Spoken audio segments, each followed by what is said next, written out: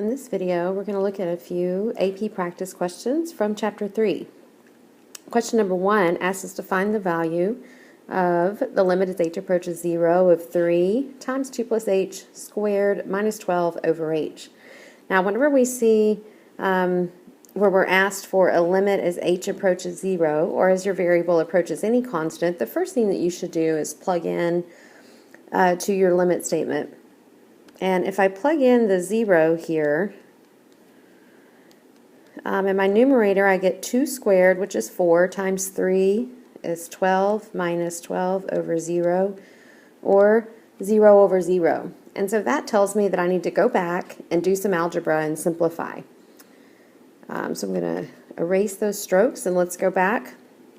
And I'm going to multiply out this 2 plus h squared. I'm going to square that out.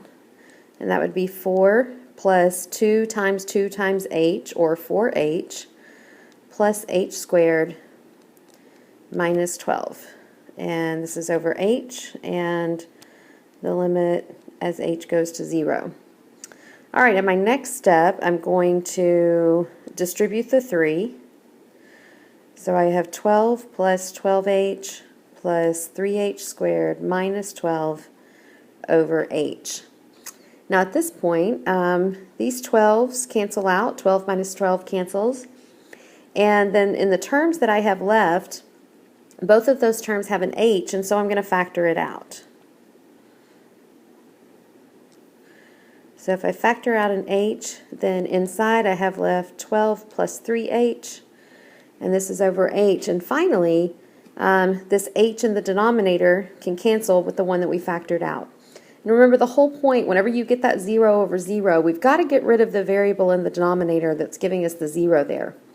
So now I'm going to take 0 and plug it in for h, and I get 12 plus 3 times 0, which is 12. And so our answer is B, 12. All right, next question, number 3. Which of the following statements is true about the function f of x equal to the absolute value of x minus 1?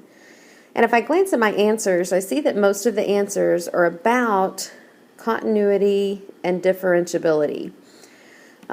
Continuous, means there's no holes, no breaks anywhere in the graph. Differentiable means that I have derivatives at every point on the graph. Or actually, in this case, looking at our answers, the question is really specifically at x equals 1. All of these are just talking about the point x equals 1.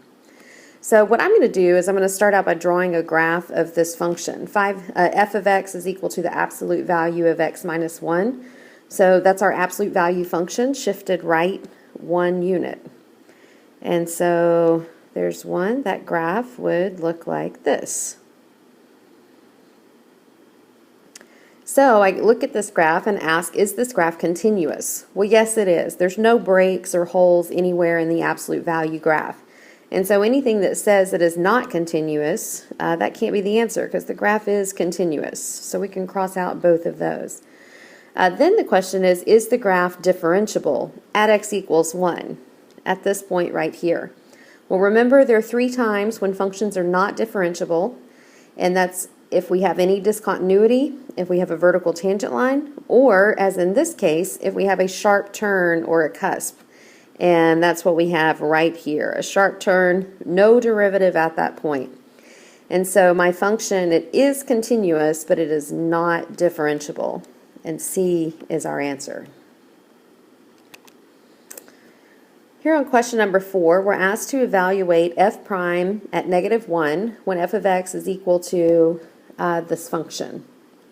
So I need to find the derivative, and then once I have the derivative, I'm going to substitute in -1. So I'm just going to rewrite the function down here. And then to find my derivative, this 1/3 that's out here in the front, this is just a constant being multiplied by the function. And whenever we're multiplying by a constant, it can just stay in our derivative.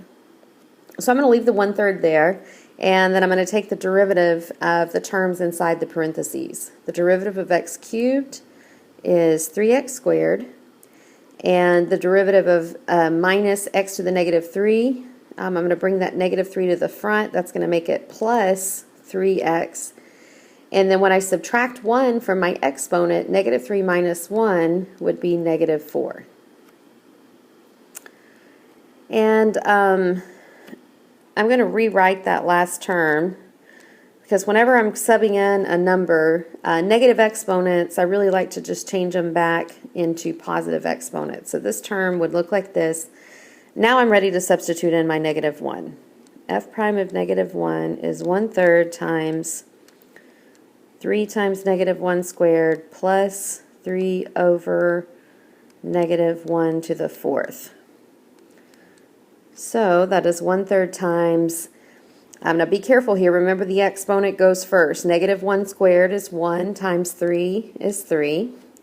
And then negative 1 to the 4th is 1, and 3 divided by 1 is 3. And so that equals 6 over 3, or 2. Our answer is E2. In question number 5, we're asked to find the equation of the line tangent to the graph of f of x at the point 0, 7. Now, when we see equation of the tangent line, I want us to write out our formula. Y is equal to f of a plus f prime of a times x minus, sorry about that, there we go, x minus a. And in this question, they gave us the point 0, 7. The point 0, 7, that is your a f of a. A f of a. And so for my tangent line equation over here, to fill this in, I need to know f of a, I need to know f prime of a, and I need to know a. The y and the x, we're not substituting anything for those. I need those there to show me that it's an equation of a line. So we're just substituting for the terms that have a's with them. So I already have 2 of the things that I need. I have a and I have f of a. So the only thing I need to find is f prime of a. So first step, I'm going to find f prime of x. And here's my function right here. So I need to find the derivative. The derivative of 3e to the x is just 3e to the x. The derivative of minus 2x would be minus 2. And the derivative of 4 is 0. So here's my derivative. Now I need the derivative at a, and remember that my a is 0. So I'm going to find f prime of 0. So 3 times e to the 0 minus 2. E to the 0 is 1 times 3 minus 2. That would equal 1. And so that would be my f prime of a. So then our tangent line equation, let's plug in now. Y is equal to f of a. Remember, f of a is 7. Plus f prime of a, which we just figured out is 1, times x minus a. And our a is 0. And so if I multiply in the 1, then I end up with 7 plus x. And let's see, that is answer E. All right, question number 6. We have g of x equal to x times sine x, and we're asked to evaluate the derivative at pi over 2. So first of all, I'm going to look at my function, and I need to think about what rules I need to use here. Notice that it is x times sine of x. That means we've got a product, and so I need to use the product rule. This is going to be my f, this is my g, and the product rule says that my derivative is going to be equal to f prime times g plus g prime times f. So let's start down here. My derivative g prime of x would be equal to f prime, so that's the derivative of x, which is 1, times g, which is sine x, plus g prime, the derivative of sine x, which would be cosine x, times f, which is x. And then they want us to evaluate this derivative at pi over 2.